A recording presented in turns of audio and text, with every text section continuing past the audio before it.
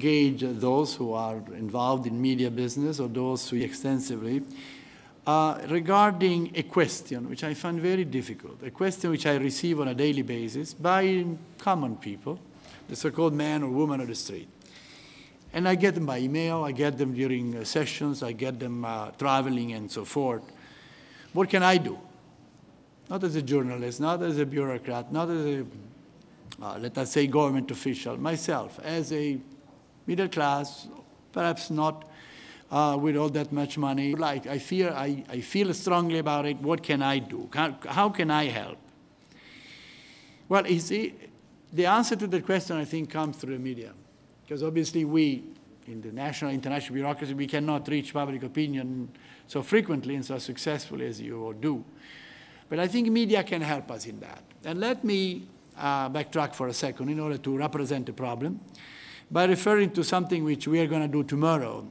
Tomorrow the General Assembly will discuss a question of the session on organized crime and the globalization of organized crime and the threat posed by organized crime worldwide.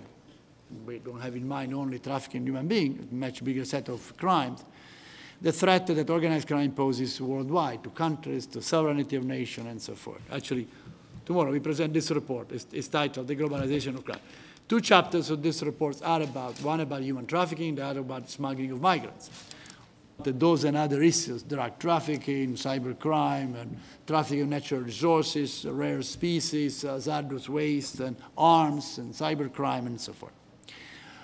But the key problem, which I see, the most interesting message in this report, which is relevant for what we are discussing, is about the question of the market. There are markets for all the services or the commodities, illicit as may be, that I mentioned earlier, but certainly also for human trafficking. There is a supply, there are traffickers in between, and there is a demand. And unless and until we start recognizing the nature, perverse nature as it may be, of this market, and we start addressing the market, and we limited ourselves to law enforcement, arresting here, arresting there. People are arrested, they are replaced within the mafia groups, and they are immediately back in action. And unless we recognize the fundamental economic, if you wish, social, cultural of this problem, we are not going to succeed. And that is where media can be helpful, very helpful. And I would say only media, because media is indeed the channel of communication which reaches the masses at large and can provide either directly or induce indirectly an answer to the early question I put forward, namely, how can I help men and women on the street?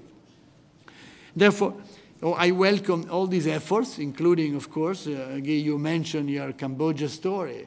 Once it's seen and broadcast and made available in the supplying countries, so to speak, because there are such notions, for example, Southeast Asia. Definitely, we hope that the vulnerability of the victims will be reduced. I mean, that documentary will be only one element. I think we need much more than that. We need the media, the local media. We need television and we need the internet. But certainly, if we agree that there is a market and we agree that there is, to begin with, the notion of supply, whatever media is doing in order, or can do in order to reduce the vulnerability at the source, to alert people of the danger stemming from banal behavior, to warn potential victims that getting involved in some sort of advertising, in some sort of marvelous job across the border where you can be a waiter, you can be a secretary, and so on and so on, or a model. Alerting all of these potential victims, I think, would be one way of starting to address the market. Then there is a much more substantive question of demand. It was referred to in the panel a number of times. I think that in order to address the problem properly, and again, leaving aside the law enforcement side, we need to address the question of demand for the goods and the services of the victim, produced and generated by the victims. This is where we all play a role. We all play a role when we buy something. The expression I've been using when we consume something, the expression I've been using in the past is that there is nothing we wear, or let me put it on the positive, anything which we wear, or we eat, or we drink, or we even somehow enjoy as an item in our households, anything which we deal with most likely was at one point in the supply chain tainted by the blood, if you wish, and the tears and the suffering of the victims. So we need to use media to engage in the campaign, whereby people start being aware of that. I mean, people are aware of blood diamond, period. There was a moment where the diamond industry was terribly affected and concerned about questions being asked. What is the certification? Am I giving my wife or my girlfriend, my husband, something which has been the cause of dramatic suffering? To a large extent, the same has been done, and with equal about wearing especially furs from rare animals. I mean, nobody goes around with tiger furs and these sort of things because the shame, because of the risk of being told something, or perhaps even suffering some sort of verbal attack.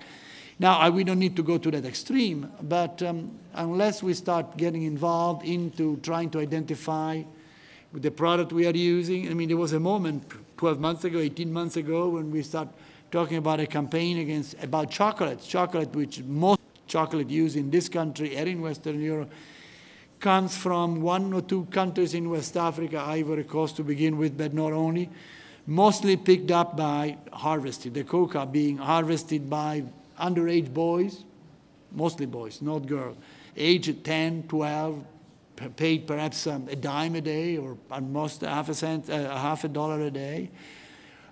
We can do something about requiring certification, requiring document about those who provide those goods at the retail here.